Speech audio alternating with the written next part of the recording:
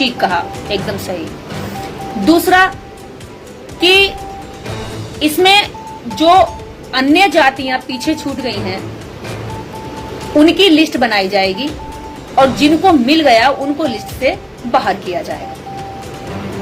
यानी कि जो रिजर्वेशन पूरी तरीके से अभी लागू नहीं हुआ, गांव देहात दूर दराज के लोगों ने अभी जाना भी नहीं था कि रिजर्वेशन है कौन चिड़िया का नाम। आप मेरे साथ चलिए गांव गांव, कितने गांव में लोग जानते होंगे कि रिजर्वेशन क्या चीज है। अभी तो साहब देश की जनता ने यह भी नहीं जाना था कि रिजर्वेशन है क्या चीज, और तुमने उसको खत्म करने के लिए, बंटवारा करने के लिए दुनिया भर की आरियां चला दी। जय भीम साथियों, आज हम जुड़ रहे हैं एक बेहद ज्वलंत और महत्वपूर्ण मुद्दे पर। सुप्रीम कोर्ट कुछ ऐसे निर्णय दे रहा है, कुछ ऐसी चर्चाएं सुप्रीम कोर्ट में चल रही हैं जो इस देश की एकता और अखंडता को तोड़ने में बहुत ही अहम भूमिका निभा रही है। जिस एकता को, जिस लोगों की तरक्की को या उनकी प्रगति को संरक्षण देने का काम सुप्रीम कोर्ट का था, आज उसको तोड़ने का काम खुद सुप्रीम कोर्ट कर रहा है। पहली बात, जिस SC/ST रिजर्वेशन पर बहस छिड़ी है उस बहस को सुप्रीम कोर्ट ने शुरू कर दिया है। ये पहले भी कई बार हो चुकी है, लेकिन सुप्रीम कोर्ट खुलकर इस तरह से इस पर आदेश पारित करने के लिए कभी तैयार नहीं था।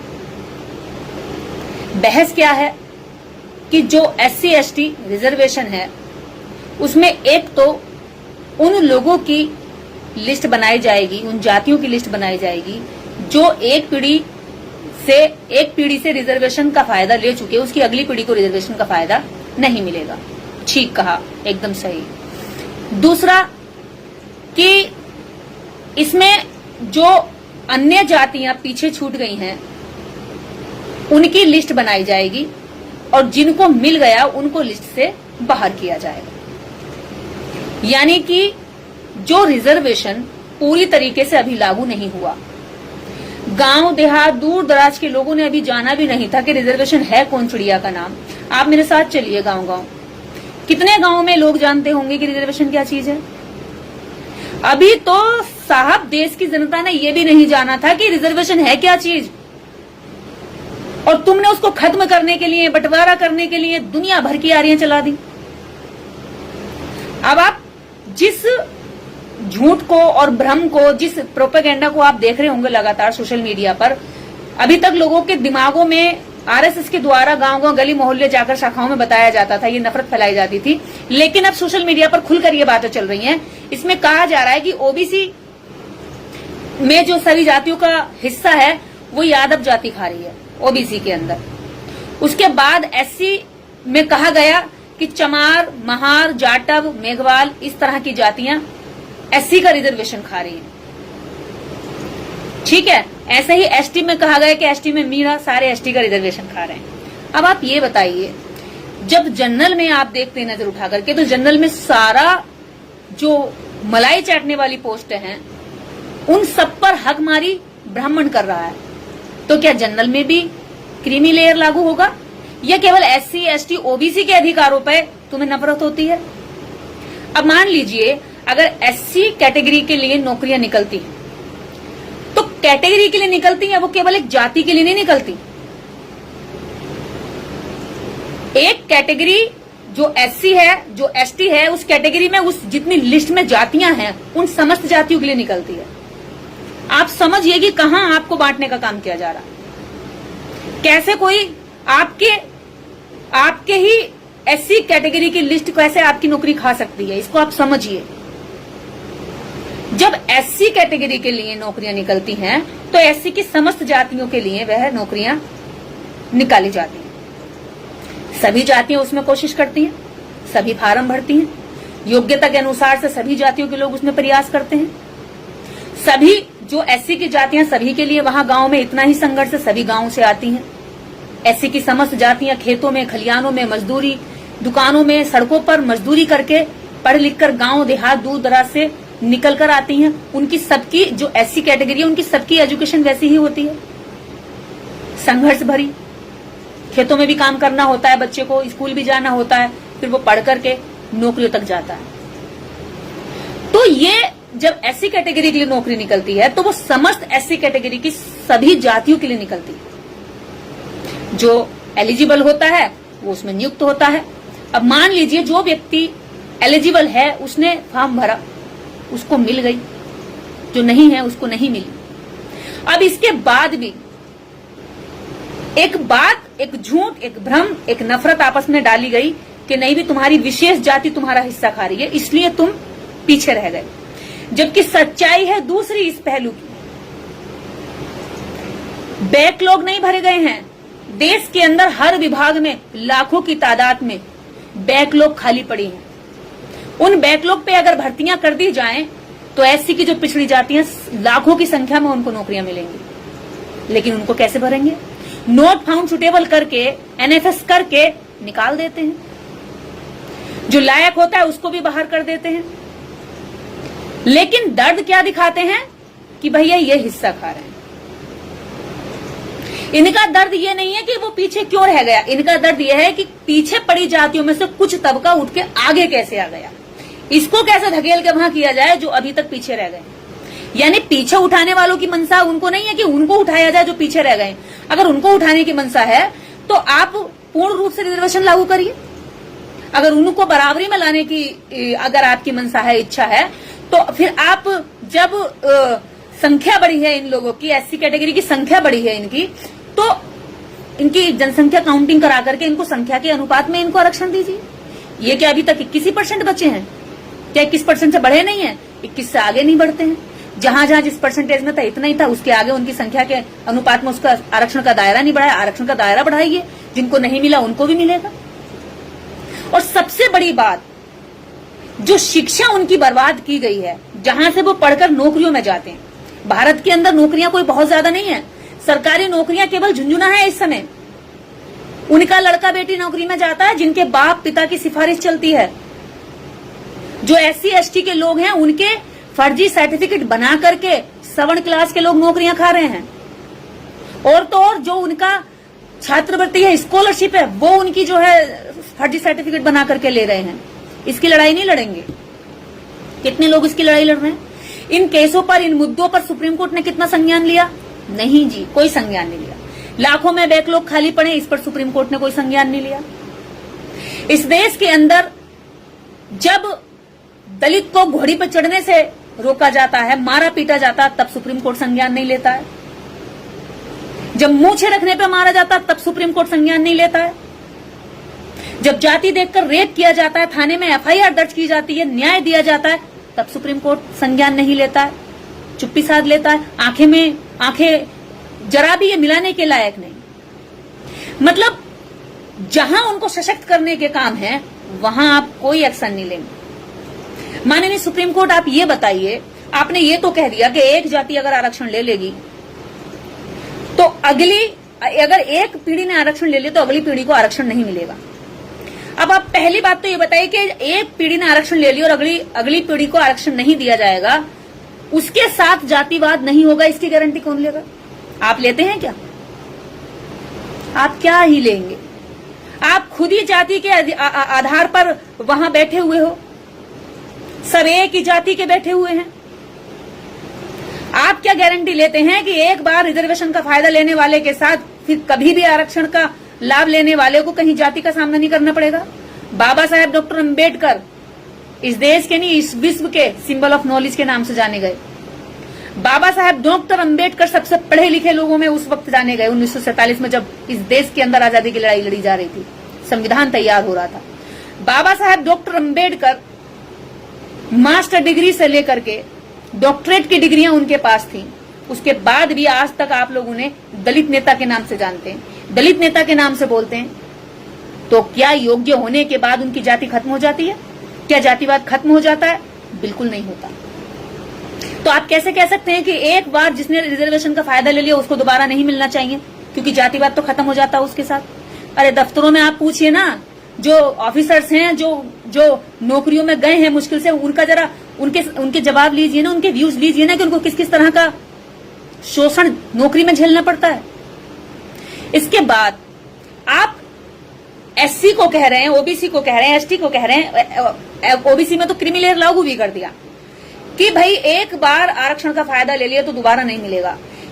क्या यह ज्ञान, यह बुद्धि, यह योग्यता आप इस पर भी लागू कर सकते हैं कि मंदिर में बैठा हुआ, मठ में बैठा हुआ एक पुजारी जो वहां पर कब्जा करके बैठा, उसी का बेटा बार बार उस मठ और मंदिर का पुजारी बन जाता है? इस पर भी आपका कोई ज्ञान है या इस पर कोई ज्ञान नहीं है? क्यों? अगर इस पे भी कोई ज्ञान है तो प्लीज बताएं, या सिर्फ एससी एसटी को बांटने का ज्ञान आपके पास है?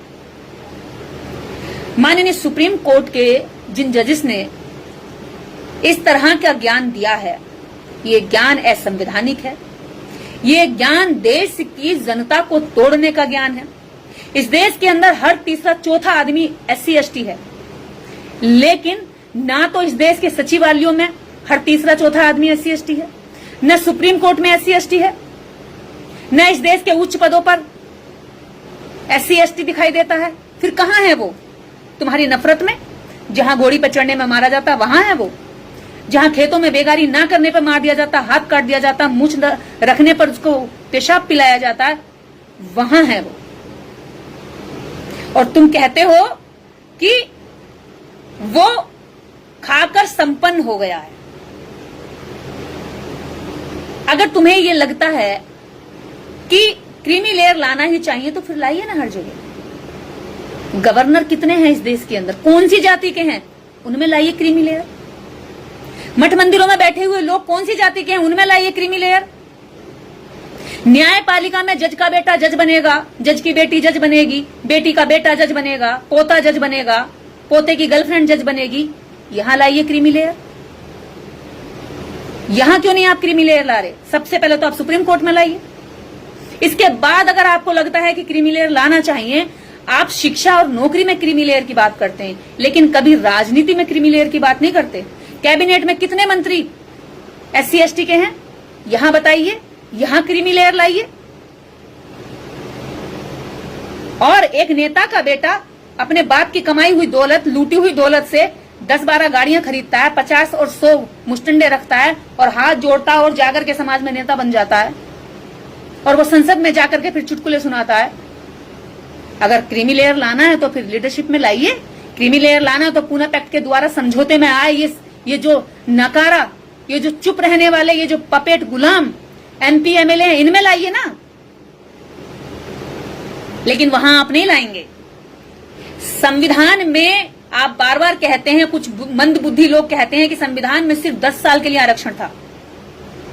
अगर 10 साल की बात करें तो उस 10 साल के आरक्षण की समीक्षा की बात राजनीतिक आरक्षण की गई है, जो एमपी एमएलए की रिजर्व सीटें हैं, पर उस पर आप नहीं बोलते। लेकिन उस बात को कहां सेट करके बोलते हैं? नौकरी और शिक्षा में जो रिजर्वेशन है, इसकी समीक्षा होनी चाहिए।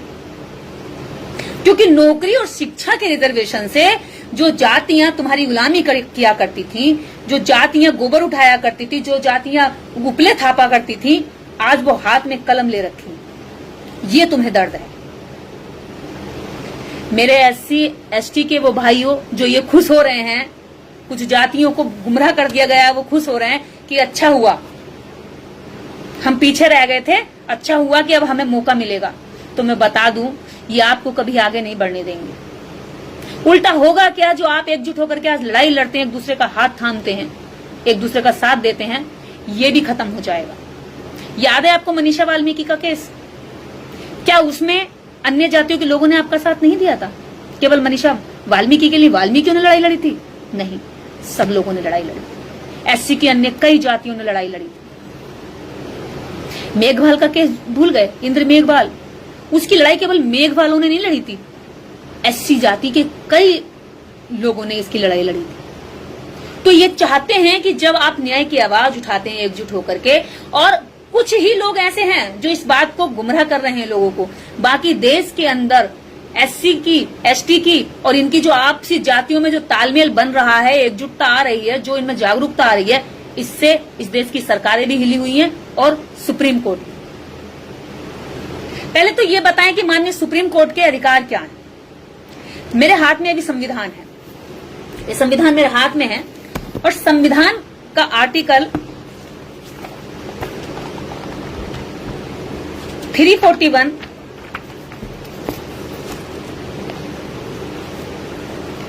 संविधान का आर्टिकल 341 ए और बी साफ साफ तौर पर कहता है कि इन जातियों के लिए, मैं पूरा वैसे ही आपको पढ़ के दिखा दूं। ये संविधान मेरे हाथ में है और मैं ये संविधान मेरे हाथ में है और मैं संविधान का अनुच्छेद पढ़ रही हूं 341 आर्टिकल 341 क्या कहता है, आप इसको जरा समझिए। मैं इसकी फोटो भी शेयर कर चुकी हूं फेसबुक पर, एक बार आप वहां जाकर के पढ़ लीजिए। 341 साफ साफ शब्दों में कहता है कि अगर इन जातियों का रिजर्वेशन बढ़ाया, घटाया या इन जातियों में किसी जाति को ऐड किया जाएगा या किसी जाति को माइनस किया जाएगा तो इसमें हस्तक्षेप सिर्फ राष्ट्रपति कर सकता है। और स्टेट में गवर्नर भी चेंज नहीं कर सकता है। वो स्टेट की जानकारियां, सूचियां, उनकी स्थितियां कि उनमें प्रोग्रेस कितनी हुई, वो कितने पिछड़ गए, इन सब की जानकारी वो राष्ट्रपति को देगा। और जब राष्ट्रपति के साथ इन पर डिस्कशन होगा, अगर राष्ट्रपति को लगेगा आंकड़ों के आधार पर कि हाँ वाकई में ये अब संपन्न हो चुकी हैं, तो वह इनमें एक्शन ले सकता है, इस पे काम हो सकता है। और इसके बाद अगर किसी कानून को बनाने की शक्ति है या इस तरह का कोई संशोधन लाने की शक्ति है तो वह कानून में संशोधन की जो पावर होती है वो संसद के पास होती है, सुप्रीम कोर्ट के पास नहीं होती है। तो जो इस टाइम पे जजेस हैं तो ये अपनी ड्यूटी निभाएं, बिना मतलब संसद के काम में अपनी टांग ना अड़ाएं। ये वो जनता नहीं है 1947 से पहले की कि आपने जो बोला माई बाप मान लिया। ये आजाद भारत की जनता है, अगर गलत करोगे तो सवाल करेगी। हम नहीं कह रहे हैं कि आप कानून मत बनाओ, पहले पार्टी बनाओ, चुनाव लड़ो, जाओ एक एक वोटर के पास में, संसद में बैठो, मेजोरिटी में आओ, कानून बनाओ, जनता की राय लो। ये नहीं है कि आप कुर्सी पे किसी पे बैठे और काम किसी और का करेंगे, और वो भी बेईमानी नियत से। और पहली बात तो ये है, मैं उन लोगों को बता दूं कि नौकरियों पे इतनी हाय तौबा मस्ती है। भारत के अंदर 1 से 1.5% केवल सरकारी नौकरियां हैं और ये अब और ज्यादा और कम होती चली जा रही है क्योंकि सभी सरकारी विभागों को निजीकरण किया जा रहा है, ठेकेदारी पे दिया जा रहा है। तो नौकरियां जितनी है नहीं, लेकिन नौकरियों के आड़ में हाय तौबा, हल्ला, बंटवारा, लोगों में नफरत, ये खूब हो रहा है, भरपूर मात्रा में चल रहा है। जो लोग कहते हैं ना कि एक विशेष जाति इसका फायदा ले गई, भाई विशेष जाति फायदा नहीं लेती है, शिक्षा फायदा लेती है। मान लीजिए मेरे 4 बच्चे हैं और 4 बच्चों के लिए एक जैसा ही स्कूल है, एक पढ़ने जा रहा है, एक नहीं पढ़ने जा रहा है, और कल को किसी क्षेत्र में नौकरी निकलती है तो मेरा कौन सा बच्चा फॉर्म पहले भरेगा? जो उसके लिए एलिजिबल होगा, जो पढ़ने गया होगा, जिसने उस लाइन की डिग्री ली होगी, जिसके पास उस लाइन की योग्यता होगी, वही तो भरेगा। और भरने के बाद भी जरूरी नहीं कि उसका सिलेक्शन हो जाए, हो सकता है हो जाए। तो अब क्या ये आरोप लगाया जाएगा कि तुझको मिल गया है, अब तू किसी बड़ी नौकरी के लिए दोबारा फॉर्म नहीं भर सकता या आगे नहीं जा सकता? गलत है ना। जब आप लोग सारी जातियां उनके भजन गा रही हैं, उनको वोट दे रही हैं, जय श्री राम का नारा उद्घोष कर रही हैं, पढ़ाई लिखाई छोड़ करके कांवड़ हो रही हैं, तो तुम्हें नौकरियां कैसे मिल जाएंगी?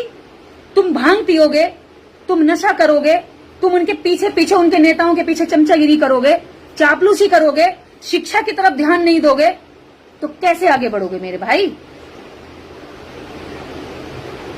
कैसे बढ़ोगे बताओ? यही बात रात दिन हम कह रहे हैं कि झाड़ू छोड़ के कलम उठा लो, ये कलम तुम्हारा उद्धार करेगी। झाड़ू छोड़ो, कलम उठाओ, पाठशाला में पढ़ने आओ। ये आंदोलन जैसे हम चला रहे हैं, तुम झाड़ू छोड़ोगे नहीं, कोई तुम्हें बहका जाएगा, तुम बहक जाओगे। तो भाई बहकने की जरूरत नहीं है, एक दूसरे की ताकत है आप लोग। कि बिल्ली खरगोशों से कह रही है कि 4 खरगोश हैं, 2 खरगोश से कह रही है कि भाई तुम 2 खरगोशों का हिस्सा दूसरा 2 खरगोश खा रहा है, उस दूध को दूसरा खरगोश पी रहा है, तुम ऐसा करो इस खरगोश को जो है भगा दो, यहां से मार दो और हम तुम्हें सारा दूध दे देंगे। बिल्ली ने दूध भी सारा पी लिया और 4 खरगोश को मार के भी खा गई। खत्म। बचा कौन? ना उसको छोड़ा, आपस में लड़वा करके बिल्ली ने दोनों का आनंद उठाया। आज वही हो रहा है। आप देखिए ना, जो काम संसद का है वो सुप्रीम कोर्ट से कराया जा रहा है। कमाल की बात है, एकदम ऐसी बात और ऐसा काम चल रहा है, समझ ही नहीं आ रहा है कि संसद का क्या काम है, सुप्रीम कोर्ट का क्या काम है, राज्यों का क्या काम है और जनता क्या है। तो भैया 2018 में 2 अप्रैल को एक आंदोलन हुआ था। उस आंदोलन में समस्त जातियों ने SC/ST एक्ट के लिए आंदोलन किया था। आपकी उसी एकता को देखते हुए ये डर गए, इसीलिए अब आपको बांट करके इसके बाद में SC/ST एक्ट पे हमला किया जाए, क्योंकि उन्हें पता है अगर सीधे करेंगे तो आएंगे और लड़ेंगे हमसे, आंदोलन कर देंगे, सड़कें घेर लेंगे, जान देने से भी नहीं घबराते। 12 लोगों की जान SC/ST एक्ट के लिए आंदोलन करते हुए चली गई थी, वो समझते हैं इस बात को। इसलिए अब वो क्या कर रहे हैं, पहले आपको अलग अलग कर रहे हैं। अगर वाल्मीकि पिटेगा तो दूसरी जाति साथ नहीं देगी, दूसरी जाति पिटेगी तो वाल्मीकि साथ नहीं देगा, और तीसरी जाति पिटेगी तो चौथी जाति साथ नहीं देगी। इस तरह से खटिक पिटेगा तो धोबी देखेगा, कायस्थ पिटेगा तो कहार देखेगा, चमार पिटेगा तो महार देखेगा। इस तरह से जातियों का बंटवारा, आपसी नफरत। आप सोचिए, आपके गांव में आप अपने अपने गांव, अपने अपने आस पड़ोस का बताइए, कितने लोग नौकरियों पे। एक गांव में अगर 1000 परिवार SC के हैं तो 1 या 2 लोग या 2 परिवारों से मुश्किल से लोग नौकरी से जाते हैं। और ऐसे ऐसे बहुत हजारों गांव मेरी नजर में, जिस गांव से एक भी व्यक्ति नौकरी पर नहीं है, सिर्फ वो शराब पी रहे हैं, धर्म का पताका विजय कर रहे हैं। अब बताइए उनको कैसे आगे लाया जाएगा? उनके लिए ना तो स्कूल की व्यवस्था अच्छी है, सरकार स्कूल नहीं खुलवा रही है, सुप्रीम कोर्ट आंखों से देख नहीं रहा है, आंखों में इनके रतौंद आ जाता है ये बात देखने में कि हर गांव देहात, नुक्कड़, गांव, गली में शराब भिजवाई जा रही है, लेकिन स्कूलों की हालत खस्ता और जर्जर की जा रही है उन गांवों में जहां SC/ST की संख्या ज्यादा रहती है। बताइए, क्या देश की जनता पागल है, समझती नहीं है? इसलिए सरकारी स्कूलों की हालत खराब की जा रही है, इसलिए नशा पहुंचाया जा रहा है ताकि नशे में पड़े रही पीढ़ियां और शिक्षा की ओर न जाए। क्योंकि शिक्षित होंगे तो नौकरी पाएंगे, शिक्षित होंगे तो सवाल खड़े करेंगे, शिक्षित होंगे तो नोट फाउंड सुटेबल का जवाब मांगेंगे कि कैसे आपने मुझे NFS किया। शिक्षित होंगे तो अपने हक अधिकार को पढ़ेंगे और जान करके तुमसे लड़ेंगे। इसलिए तुमने शिक्षा का स्तर इनका गिराया। उनको अच्छी गुणवत्ता की शिक्षा देने की बजाय तुम बेकार, लचर, एकदम रद्दी, ऐसी बेकार क्वालिटी की एजुकेशन उनको दे रहे हो ताकि वो वहीं रह जाए गांव में, और फिर आपस में वो लड़े आकर के तुमसे कि हमारा हिस्सा कहां गया, तो तुम कह दो कि तुम्हारा ही एक उसमें से कोई है जो खा रहा है। और बस भैया, क्योंकि हम तो ना इतना पढ़ते हैं ना समझते हैं। अभी भी जाने कितने लोगों ने सुप्रीम कोर्ट का ये जो आदेश है, जो चर्चा है इन जजेस की, इनके विचार हैं, अभी तक नहीं पढ़े हैं, लेकिन अपने अपने राय दे दी है कि हाँ भैया हमें मिल जाएगा, अभी ये हट गए गली से, ये हट गए आगे से। कितनी जल्दी होती है हमें एक दूसरे से नफरत करने के लिए। सही कहते हैं वो कि हम भेड़ बकरियां हैं और वो गड़रियां की तरह किधर को भी हमें हाँक ले, हैस हैस करें और हम चल दें, वैसे ही हम कर रहे हैं। इस देश में जिनकी आबादी, जिनकी संख्या ज्यादा है, उनको हिस्सा कम दिया गया है। अगर क्रीमी लेयर लाना है तो लेकर आओ कि कितने लोगों के पास इस देश की जमीनें हैं। अगर क्रीमी लेयर लाना है तो लेकर आओ, जांच पता करो कि कितने लोगों के पास देश का बिजनेस है, वहां लाओ क्रीमी लेयर, वहां आरक्षण लागू करो। अगर क्रीमी लेयर लाना तो निजी क्षेत्र, निजी कंपनियों में लाओ, वहां जांच करो कि कितनी जातियों के लोग वहां पे कब्जा करके बैठे हुए हैं। और कौन पिछड़ गया है उनको आगे लाओ। अगर क्रीमी लेयर लाना है तो जितनी राजनीतिक पार्टियां हैं इन पार्टियों में आगे, और जो महत्वपूर्ण भूमिकाओं के पोस्ट होती हैं, पद होते हैं, इनमें किस तरह का इन्होंने ढांचा तैयार किया हुआ, इसमें लेकर आओ। यहां क्रीमी लेयर नहीं लाओगे। क्रीमी लेयर लाना है तो लेकर आओ ना, किसके पास बिजनेस है, किन जातियों के पास इस देश के सारे शक्ति संसाधन है। क्रीमी लेयर लाओ, किनके पास ये सारे शॉपिंग मॉल हैं देश के, किनके पास सारी जमीन है, किनके अपार्टमेंट हैं, किनके शॉपिंग कॉम्प्लेक्स हैं। कौन है ये लोग, कौन सी जातियां हैं, किन्होंने इनका हक खा लिया, ये कितनी पीढ़ियों से खा रहे हैं। और जब पता चले कि पीछे जो जातियां छूट गई उनको दो, सबको मिलना चाहिए ना। हम तो चाहते हैं कि जो छूटे हुए लोग हैं उनको बराबरी में लाने के लिए उनकी जानकारी निकाली जाए। सुप्रीम कोर्ट के पास कोई डाटा नहीं, कोई डाटा का कलेक्शन नहीं हुआ, कोई गणना नहीं हुई, बस यूं ही लोगों में नफरत फैलाने के लिए बयान दे दिया। अरे सुप्रीम कोर्ट का काम यह नहीं है कि राज्यों को या केंद्र को नागरिकों के अधिकारों का हनन करने के लिए आदेश करे, बल्कि यह है अगर राज्य या केंद्र सरकार नागरिक के किसी अधिकार का हनन करती है तो नागरिक क्या करता है, सरकार के, राज्य के या केंद्र के खिलाफ वो कोर्ट जाता है। कहते हैं ना कि कोर्ट में देख लूंगा, तो कोर्ट में केवल नागरिक इंसानों को ही नहीं, दूसरे नागरिक को ही नहीं, या उसके साथ जो गलत करने वाला कोई दूसरा नागरिक है उसके खिलाफ नहीं, बल्कि सरकार भी अगर नागरिकों के अधिकारों का हनन करती है, उनका दोहन करती है या गलत करती है या दुरुपयोग करती है अपनी शक्तियों का, तो नागरिक के पास एक अधिकार होता है कि वो कोर्ट जाए, फिर वो सुप्रीम कोर्ट जाए। सबसे आखिरी उम्मीद सुप्रीम कोर्ट होती है। जब सरकारें नागरिक के अधिकारों पर डाका डालती हैं, नुकसान करती हैं या भेदभाव करती हैं, तब नागरिक सुप्रीम कोर्ट जाता है और सुप्रीम कोर्ट से सरकार को चैलेंज करता है कि मैं न्याय पाके रहूंगा, मैं जा रहा हूं कोर्ट। अब ये जिनके साथ सरकारें अत्याचार करने की नियत से अगर कदम उठाएंगी, तो आप ये बताइए नागरिक कहां जाएंगे, किसके पास जाएंगे, कहां जाके गुहार लगाएंगे? ये जातियां कहां जाएंगी? वैसे कहते हैं जात पात नहीं है, सुप्रीम कोर्ट पूरा ऊपर से नीचे तक जात पात से भरा पड़ा, जात देखकर निर्णय दे दिया। अब आप बताइए ये जो नागरिक हैं जिनको जात के आधार पर आपने बांटने का काम किया है, ये किसके पास जाएंगे न्याय मांगने को? कहां जाएंगे? रास्ता बंद कर दिया ना।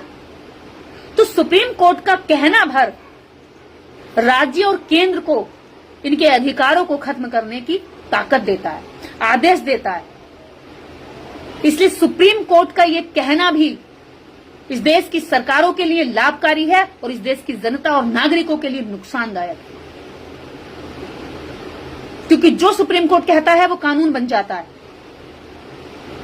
और उसी को आधार बना करके स्टेट की सरकारें ये काम करेंगी कि हम लोगों ने इस तरह से बंटवारा कर दिया। अगर आपको लगता है कि कोई जाति किसी का हिस्सा खा रही है, तो सबसे सरल रास्ता एक है, आप देश के अंदर जातिवार जनगणना करा लीजिए। जो लोग जातिवार जनगणना से डरते हैं वो आज SC/ST के खिलाफ आए हुए इन 2 बयानों के लिए 2 बातों पर लड्डू बांट रहे हैं। क्यों भाई? अगर जानकारी लेनी इनकी ही लेनी है तो फिर जनरल की भी ली जाए। क्या वहां पर भेदभाव नहीं है? क्या वहां पर अलग अलग गोत्र, अलग अलग ब्राह्मणों की अलग अलग कैटेगरीज नहीं है? बिल्कुल है।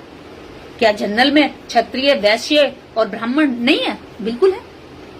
क्या जनरल में केवल एक ब्राह्मण जाति आती है जो हर जगह पर हक मार के बैठी हुई है, हर जगह पर पोस्टों पर कब्जा लेकर बैठी हुई है? वहां भी होना चाहिए ना।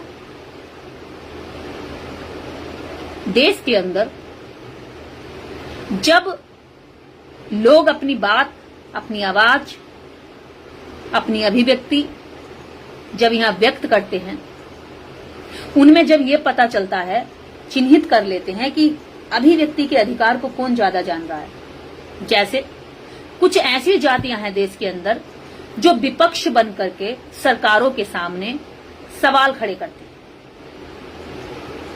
कुछ ऐसी जातियां हैं जो अंबेडकर राइट मूवमेंट के लिए ईमानदारी और निष्ठा के साथ लड़ती। कुछ ऐसी जातियां हैं SC में, OBC में और ST में भी जो सरकार की बेईमानी को बारीकी से समझकर मुखर होकर आवाज उठाती है, बाकी लोगों की भी जो नहीं समझ पाते, बाकी उस भीड़ की भी जिसको मतलब ही नहीं होता कि सरकार क्या गलत कर रही है और क्या गलत कर सकती है, उनकी भी आवाज बन करके उस आवाज को बुलंद करते हैं। तो दिक्कत इस बात से है कि भैया ये जो चिन्हित जातियां हैं जो आवाज उठाती हैं, अब इन लोगों को कैसे रोका जाए? इनके रोकने का तो कोई तरीका होता नहीं इनके पास, क्योंकि ये वैचारिक लोग होते हैं, ना ये गोली से डरते, ना बंदूक से डरते, ना जेल से डरते, ना धमकी से डरते, ना रेप से डरते। अब इन्होंने इसके लिए रास्ता निकाला, नौकरियां वोकरियां तो इनको देनी नहीं है, नौकरियां क्योंकि सरकारी विभागों में बची ही नहीं है, देते ही नहीं है। अब इन्होंने क्या रास्ता निकाला कि ऐसा करो, कम से कम इनके खिलाफ इन्हीं के समाज के लोग जिनका ये हितों की लड़ाई लड़ते हैं, जिनकी ये आवाज बनते हैं, हम तो इन्हें सामने से नहीं मार सकते, ऐसा करो इन्हीं के बीच की जातियों से इनको पिटवाओ, इनका दुश्मन बना के खड़ा कर दो, तो जो इनकी ताकत है वो कमजोर हो जाएगी। पर हम ऐसा होने नहीं देंगे। हम अपने लोगों से कहेंगे बहुत प्यार से, बटना मत, फूट डालो, राज करो की नीति अंग्रेजों की नहीं है, इस देश के मनु सिस्टम की है। और इस देश की न्यायपालिका को न्यायपालिका समझने की भूल मत कर बैठना, वो मनुपालिका है, क्योंकि आज तक न्यायपालिका में खुद न्यायिक रूप से जजों की नियुक्ति नहीं हुई है।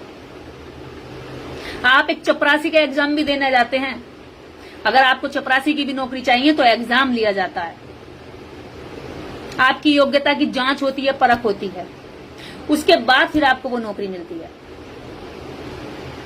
फॉर्म भरे जाते हैं, बहुत सारे लोग फॉर्म भरते हैं और जितनी वैकेंसी निकाली जाती हैं, जो एलिजिबल होते हैं उनको ले लिया जाता है और बाकी लोग फार्म भर के योग्यता के बाद भी पीछे रह जाते हैं। लेकिन क्या आप जानते हैं कि भारत के अंदर कॉलेजियम सिस्टम से जज चुने जाते हैं? अब आप पूछेंगे कॉलेजियम क्या है? कॉलेजियम है कि जज की नियुक्ति जज करता है, ना तो कोई एग्जाम होता है, ना ही इसका कोई आयोग होता है, ना ही इसकी योग्यता की जो गारंटी होती है इसका कोई प्रमाण होता है। बस मान लीजिए मैं जज हूं और मैंने अपने बेटे को वकील एडवोकेट बना दिया, 8 साल 5 साल किसी हाई कोर्ट में उसका बार काउंसिल में रजिस्ट्रेशन करा के दिखा दिया, उसके बाद मैंने सिफारिश कर दी अपने बेटे के लिए, यानी मैं उसकी मां जज हूं वहां पर, और अब मैंने अपने बेटे के लिए सिफारिश कर दी, तो मेरा बेटा जज बन जाएगा। देश का सारा एक एक नागरिक, अगर एक छोटी सी भी नौकरी लेने जाओगे आप, अगर प्राइवेट नौकरी भी लेने जाते हो तो आपके इंटरव्यू होते हैं, आपके एग्जाम होते हैं, आपका पूरा बायोडाटा कई बार जांचा देखा जाता है। यहां कुछ नहीं है, पिता ने बेटे की सिफारिश कर दी, बेटा जज बन जाता है, दादा ने पोते की सिफारिश कर दी, पोता जज बन जाता है। अब पोते ने कहा कि दादा मेरी गर्लफ्रेंड भी जज बनना चाहती है, तो दादा ने पोते के प्यार में गर्लफ्रेंड की सिफारिश कर दी, तो गर्लफ्रेंड जज बन जाती है। ऐसे बनते हैं देश की जुडिशरी में, जो देश की सबसे विश्वसनीय संस्था, देश की न्यायपालिका कही जाती है।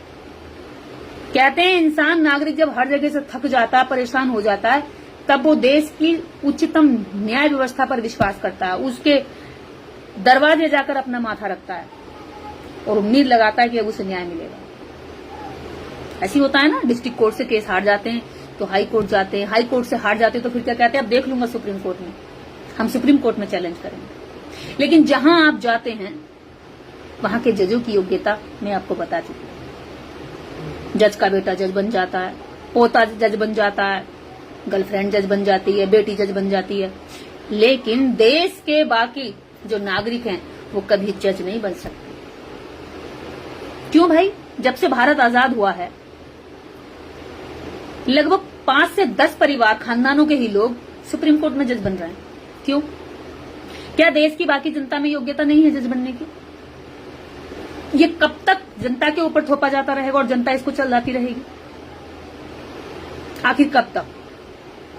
कब तक कॉलेजियम जनता के सर पे थोप कर चलाया जाता रहेगा और जनता इस पर सवाल नहीं खड़े करेगी। मैं तो कहती हूं कि अगला जो आंदोलन होगा अब कॉलेजियम सिस्टम के खिलाफ होगा, क्योंकि कॉलेजियम भारत का कलंक बन चुका है, न्याय पर कलंक बन चुका है। जहां से हम न्याय की उम्मीद करते हैं वहां से न्याय के निर्णय नहीं आते। खुद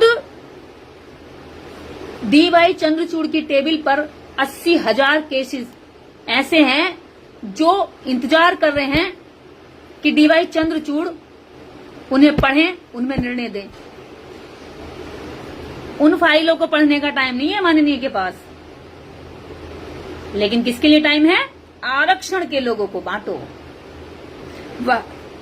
उन्हें न्याय देने की फुर्सत नहीं है, वो पड़े हैं इंतजार में। अब आप लगाइए 80 लाख लोग जेलों में इंतजार में पड़े हैं कि भैया जल्दी से हमारे केस की सुनवाई हो जाए और हम रिहा हो जाएं, या जो उनकी सजा है वो कम से कम पता चल जाए। मतलब है कि उन पर बैठकर फुर्सत से उन पे सुनवाई करें। बहुत टाइम है इनके पास, केवल किस लिए? आरक्षण को बांटने के लिए, लोगों में नफरत डालने के लिए। तो समझिए कि आपको दिया विया कुछ नहीं जाएगा, आपको बांट दिया जाएगा। और वो बंटवारा अगर आप इनके कहने में बट गए तो आपको फिर उसके बाद छोटा छोटा करके काट भी दिया जाएगा, जैसे अभी तक काटते आए। अगर आपको वास्तव में जानना है कि आपका हक कौन खा रहा है तो कास्ट सेंसस की बात करो, जातिवार जनगणना की बात करो, क्योंकि जातिवार जनगणना होगी तो ये जो बेईमान जो कह रहे हैं कि किसी एक जाति ने ज्यादा खा लिया, उसका भी पता चल जाएगा कि उसने कितना ज्यादा खाया है। और ये कह रहे हैं कि कोई एक जाति पीछे रह गई है तो उनका भी पता चल जाएगा कि वो पीछे रह गए, और उनको ताकि आगे बढ़ाने के अलग अलग तरीके से कुछ योजनाएं चालू की जा सकें। अगर वास्तव में आपको अपना हक चाहिए ईमानदारी से, तो आज दिल पे हाथ रख के इस बात की प्रतिज्ञा करो कि जातिवार जनगणना की हम मांग करेंगे। और देखिए, जब जातिवार जनगणना की मांग करेंगे तो यही लोग जो अभी खुशियों में लड्डू बांट रहे हैं आपके बंटवारे पर, आपकी अलग थलग होने पर, यही लोग जातिवार जनगणना के नाम पर बिदक जाएंगे, कूद पड़ेंगे, आग बबूला हो जाएंगे, गुस्सा हो जाएंगे, आपको गालियां देने लगेंगे। लेकिन अब देश में जाति जनगणना तो कर रही है, क्योंकि ये बेईमानी का बंटवारा लंबे समय तक अब नहीं बर्दाश्त करेंगे। देश की जनता इतनी बेवकूफ नहीं है कि आप कुछ लोग ऊपर उठकर ये कहो जी हम पहले से ऊंचे हैं और हम ऊंचे ही रहेंगे, ऊंचे हैं ऊंचे ही रहेंगे, या सारे संसाधनों पर कब्जा करके बैठे रहेंगे, बाकी लोगों को हम नीचे रहकर गरियाते भी रहेंगे, उन्हें बांटते भी रहेंगे, उनका खाते भी रहेंगे, उनको लाठी चुबाते भी रहेंगे। ऐसे नहीं चलेगा। बेईमानी अगर हो रही है तो ईमानदारी से उसका पता लगाया जाए, जातिवार जनगणना कराई जाए। जातिवार जनगणना से जिसको ज्यादा मिल रहा है उसका पता लगाया जाए, जिसको कम मिल रहा है उसको उन्नति करने के लिए, प्रगति करने के लिए उसको स्पेशल बढ़ावा दिया जाए। जरूरी है, क्योंकि जो लोग पीछे रह गए हैं उनको आगे लाना बहुत जरूरी है। संविधान भी यही कहता है और रिजर्वेशन भी इसीलिए दिया गया था। अब रिजर्वेशन भरपूर नहीं है, रिजर्वेशन से कुछ इतना बड़ा भला होने वाला नहीं है, क्योंकि देश की केवल नौकरियों में आपको उलझा के रख दिया है। देश का सारा बिजनेस, देश की सारी जमीनें, देश के सारे कॉम्प्लेक्स, शॉपिंग मॉल, देश की बड़ी राजनीति जहां निर्णय होते हैं, देश के गवर्नर, देश की जो सेना है, सेना के मुख्य पद, देश में हर उस विशेष पद पर जिनको आरक्षण में यह कहा गया कि इनकी भागीदारी होनी चाहिए, लेकिन इनको कहीं नहीं रखा गया। तो इसलिए जातिवार जनगणना जरूरी है कि कौन पीछे रह गया है, कौन आगे चला गया है, जो पीछे रह गया है उसको कैसे आगे लाया जाए। तो भाइयों, आपस में ना बटो। दो चार कुछ लोग इस तरह के नाम के पीछे वाल्मीकि लिखते हैं, वो ये इस तरह का ट्रेंड चला रहे हैं, नाम के पीछे भंगी लिखते हैं या वाल्मीकि लिखते हैं, वो इस तरह का ट्रेंड चला रहे हैं कि अब हमें अधिकार मिल जाएगा। तो ये तुम्हारी गलत फहमी है मेरे भाइयों। ऐसे लोग तुम्हें भड़का रहे हैं, वर्गला रहे हैं, तुम्हें उकसा रहे हैं आपस में टूटने के लिए, ताकि तुम अकेले पड़ जाओ, कमजोर पड़ जाओ। जब तुम्हें जातिवादी लोग मारे पीटे तो तुम्हें कोई बचाने ना आए, तुम्हारे साथ खड़े ना हो, एकता खत्म हो जाए। तो ऐसे लोगों के बहकावे में ना आए। अपनी बुद्धि से, अपने तर्क से ये बात सोचें कि आप कहाँ हैं, आपको कहाँ पहुंचना है, आपको कैसे अपना हक लेना है। तो कुछ ऐसे बेचारे जिनको समझ नहीं है, जिन्होंने सही से समझा नहीं है, पढ़ा नहीं है, वो और कुछ ऐसे हैं जो नफरत के कारण इस तरह के बयान दे रहे हैं। तो उन लोगों से बच के रहें, उनसे सावधान रहें, अपने अधिकारों की लड़ाई लड़ने के लिए आगे रहें, बुलंद हौसलों के साथ एक दूसरे का साथी सहयोगी बने रहें। आरक्षण के नाम पर सिर्फ आपको बांटने का काम किया जा रहा। अगर आरक्षण वास्तव में देना होता तो आरक्षण की जो सीमा है वो बढ़ाई जाती, बैकलॉग भरी जाती। जो लोग फर्जी सर्टिफिकेट एससी के लगा करके नौकरियां ले रहे हैं हजारों की तादाद में, उन पर कार्रवाई की जाती। जो आपकी छात्रवृत्ति को फर्जी सर्टिफिकेट लगा करके स्टूडेंट बन करके आपका हिस्सा खा रहे हैं, उनके खिलाफ कार्रवाई की जाती। लेकिन ऐसा नहीं हो रहा। तो इससे यही पता चलता है कि वो आपको देना नहीं चाहते।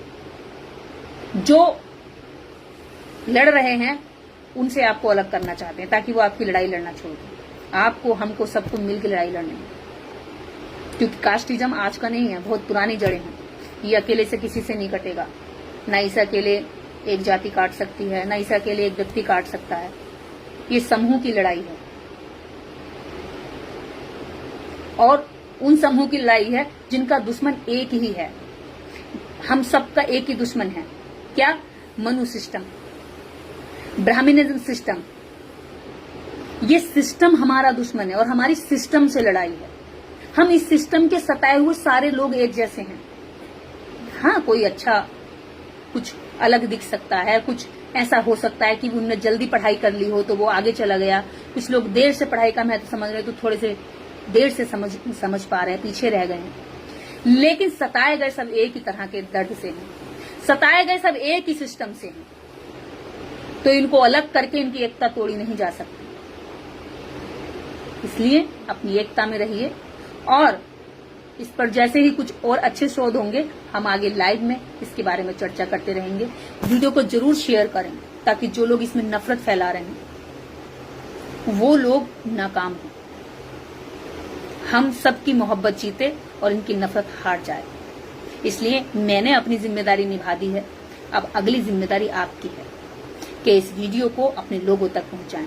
मैं हर व्यक्ति तक नहीं पहुंच सकती, आप भी नहीं पहुंच सकते, लेकिन हम अपनी बात वीडियो, फोन के माध्यम से लोगों तक पहुंचा सकते हैं। ये काम आपकी जिम्मेदारी पर छोड़कर जा रही है। इसी के साथ जय भीम, जय भारत, नमो बुद्धाय और हमारी एकता जिंदाबाद। सबका मंगल।